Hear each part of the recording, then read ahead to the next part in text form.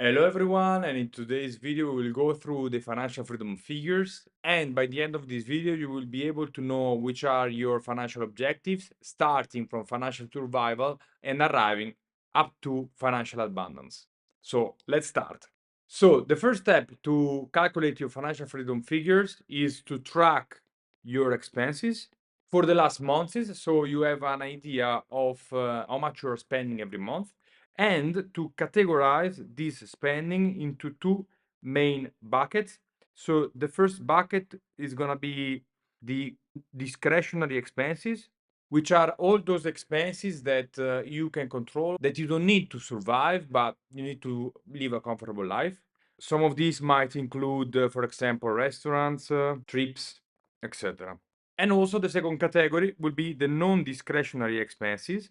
And these ones are all those expenses that are actually necessary to survive every month, which include your house, utilities, transportation, mortgage, school tuition for your kids. So let's just include a couple of it here. So rent, debt payment, transport, etc. Once we have these numbers for 1 or 2 months, we can have an idea of the average expenses that we have every month and of the category in which each of these expenses fits in. So the first of the freedom figures is the financial survival. And in order to achieve the financial survival number, we take the non-discretionary expenses and we multiply it by 12. In this way, we will arrive to the annual non-discretionary costs. And once we arrive to that number, we just need to divide that number by 4%. But why 4%? So this 4% is actually the return on low risk assets. So this is the return that I can get right now on low risk assets or some good bonds.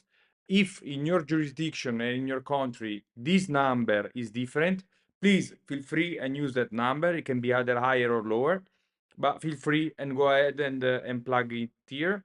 Once this is done, we will arrive to the actual financial survival number. So let's take some fictitious numbers. Let's say that I spend 1,000 euro in non-discretionary.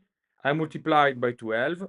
I will arrive to 12,000, and then I will divide the 12,000 by 4%, which leads to 300,000. And this would be the financial survival number for this person. What does it mean? It means that with a portfolio value of 300,000, this person will be able to have all the non-discretionary costs covered. This will allow you to not be worried about where to live, where to eat, where to sleep.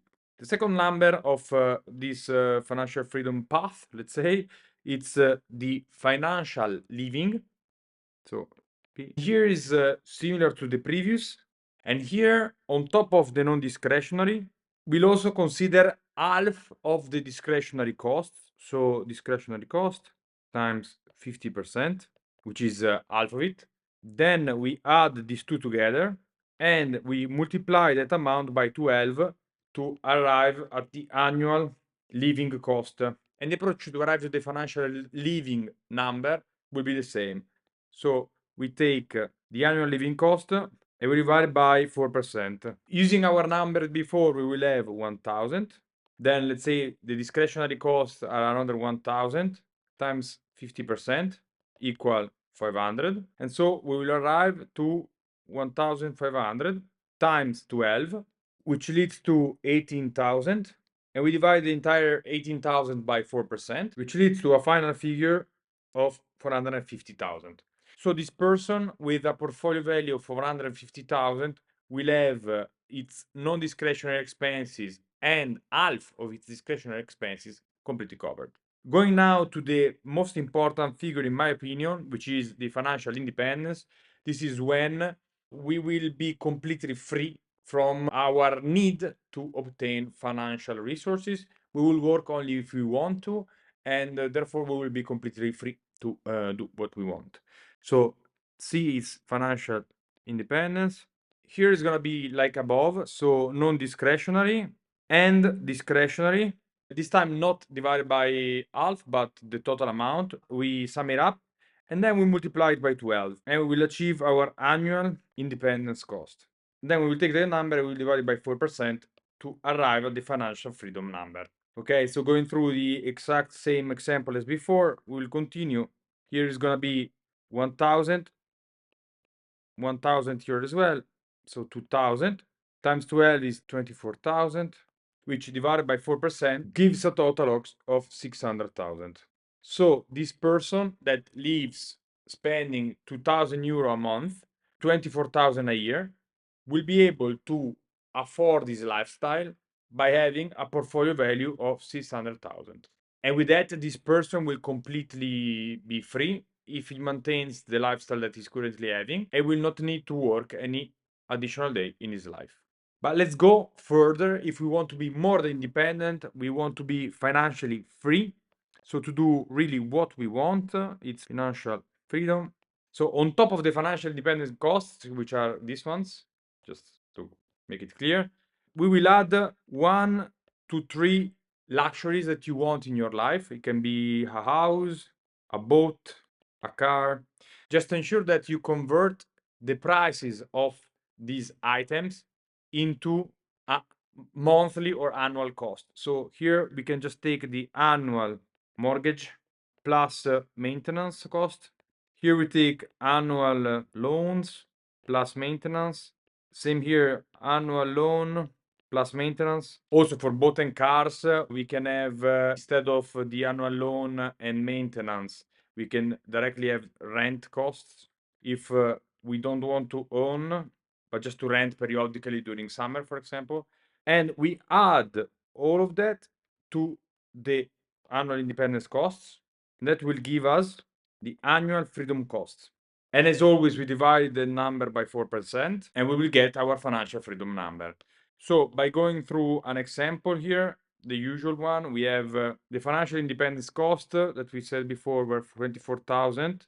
We add a house mortgage per year that we can say it's another 10,000. I don't know. The boat that is another 10,000 and the car that is another 6,000. So it's gonna be then 24 plus 26, which is gonna be 50,000. And this is the annual freedom cost.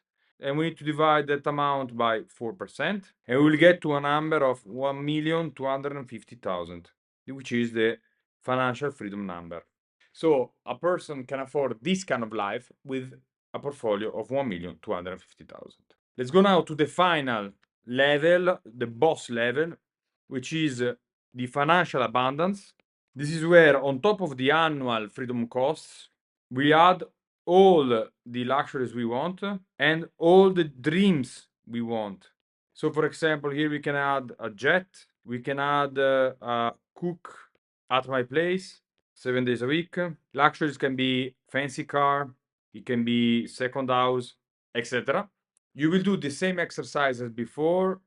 Of all of this, you take the loan amount per year plus maintenance cost, or as in the case of a cook, it's the annual cost. So you can estimate it like monthly times 12 or days time the number of days that it comes per week. And once you have estimated all of them, you're just gonna sum all of these amounts and you're gonna put it here. And this sum is gonna be your annual abundance costs.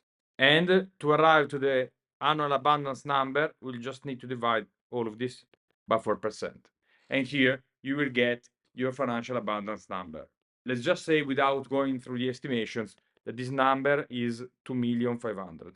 So to sum up, we saw that the first step to take in order to estimate your freedom figures is to track your expenses, then to categorize it into discretionary and non-discretionary, and then we will be able to define the financial survival, living, independence, freedom, and abundance. And with that, guys, if you want to know more, there is a link in the description below. But for all the others, we catch up at the next video. Cheers.